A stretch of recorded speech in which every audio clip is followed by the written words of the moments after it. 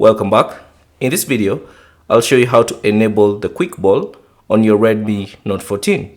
So I'm using the Redmi Note 14 Pro Plus, but the same steps should apply for the other Redmi Note 14 phones.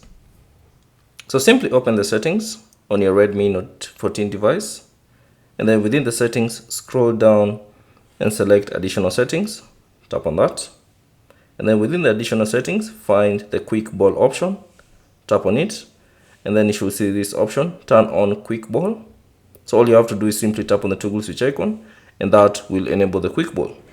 Now you'll notice an icon appear at the right side of the screen. Here it is. So that means that the quick ball has been enabled. So you can simply tap on it, and then you should see a list of options that are available for you to use on your quick ball. So that's basically it on how to enable the quick ball on your Redmi Note 14. Thanks for watching. If you have any questions, leave them down in the comment section below.